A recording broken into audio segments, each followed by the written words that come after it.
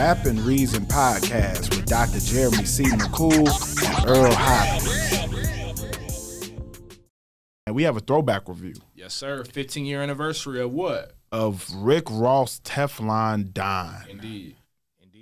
Now, this right here is I would say it's a landmark Rick Ross project. When you think about Rick Ross's catalog, I feel like a lot of people think about Teflon Don. Yeah. And what were your thoughts when you first heard Teflon Don? So when I first heard Teflon Don, I really heard, BMF, Ashton Martin music, like the standouts, right? And so I didn't listen to the album in full back then. I was very much it just sounds good, like, so I like it type of listener. But like going back, knowing that, right? Like, this is a good album. I just want to go ahead and throw this on here. This is a perfect album to me too. I can't do that, and you'll hear the reasons why. And they're very much in the beginning. This is a perfect album for me. Yeah. Because to me, when I listen to this album, there are no skips. And this is a relatively short album. It's only 11 songs. I like all the songs on here. I'm just being to me personally. This is while Rick Ross had other classic projects. To me, this is his most polished project. Where I could tell he really was like, let me make sure I curate songs that all flow well together. That are all. I could tell he probably removed a lot of things off of this project and what it initially was. Like when I listen to "I'm Not a Star." Yeah. Stupid. To start the album too. Starting off that's one of the hardest album intros. I'm Not a Star to start off, and then to go into Freemason with Hove. Yeah. Tears of Joy, one of my favorite Rick Ross songs. Maybach Music 2. I like all that joint is fire, bro. Maybach Music 3 is crazy. Live Fast, Die Young, Super. I like every song on here. What song don't you? What is this trash song on here? So the trash song BMF is. We don't even have to talk about BMF. So not trash song, but songs that I just don't like. Yeah, which number one with Trey Songz and the Diddler. that one I can do without. I can do without. Hey, I was low key gonna try to skip over that one. I was trying to. I wasn't gonna say. You see, I didn't reference that one when I went through. I jumped right over that. So so there's one skippable. So for me, I'm also skipping MC Hammer with Gucci. It's not bad. I ain't gonna lie, I like that. It's not bad. It's not bad. For me, it just sounds too close to I got BMF. 30 cars, a whole lot of dancers. I take them everywhere. MC Hammer, come on. I'm too legit to quit. When it's hammer time, I'm pulling out the stick. Come on, I'm not. We're not doing that. MC Hammer. Bro, what are we talking? Bro, what? What are we? I don't know. I feel like it sounds because I'm listening to the album, not being in the moment. Like I feel like certain songs, this is good music, but like being in the moment, I do remember listening to MC Hammer on like YouTube, and I rock with it. But in the concept of the album, I'm like, that just sounds like a BMF clone. Almost. I think the ordering it could have been switched, but I ain't skipping MC Hammer when it come on. I think that's why I don't, and this will get you stirred up. That's why I'm skipping Freemason. Oh, you out of your mind. I don't know what you on. The sequencing, bro. I don't care if they put it on another disc, bro. I'm not skipping free. Hey, there is no. Did you hear Jay-Z verse on that? What are we talking? He went nuclear. What? Jay-Z went nuclear on that. I ain't no way. I don't care when they could have put it on a double disc and that'd be the only song on it. It's still hard. Come on, man.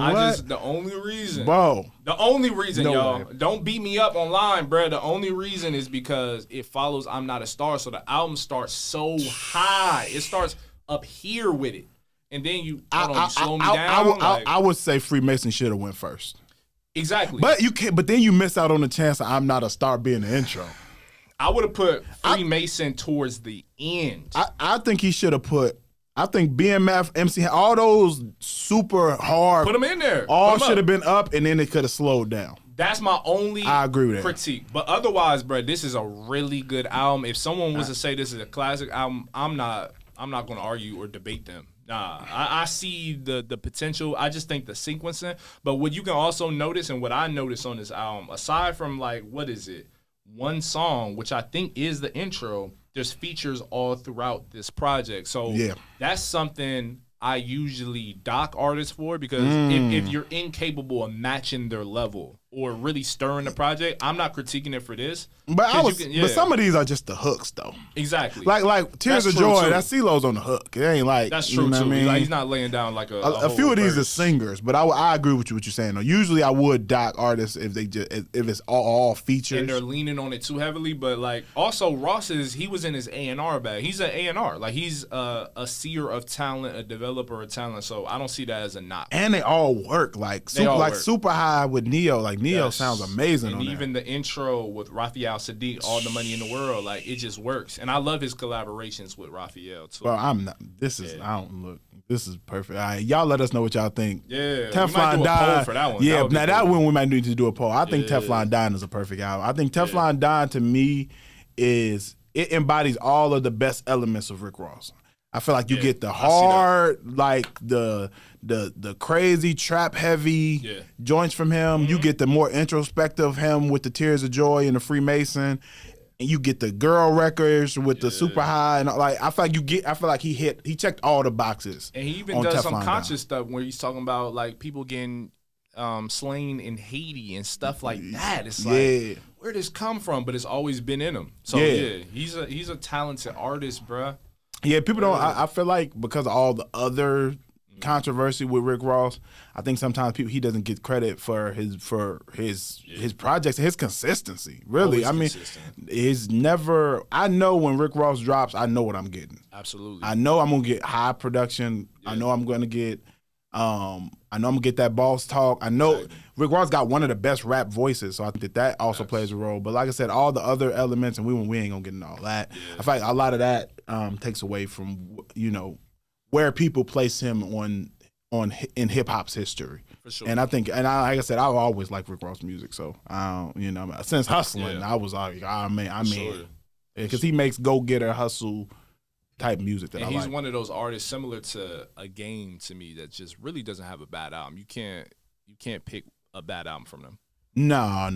There isn't anything that's gonna be just flat out like trash. No. Mm-mm. No, you're definitely not getting that with Rick Ross. His ear and pen is too sharp for that. Rap and Reason Podcast with Dr. Jeremy C. McCool and Earl Hopkins.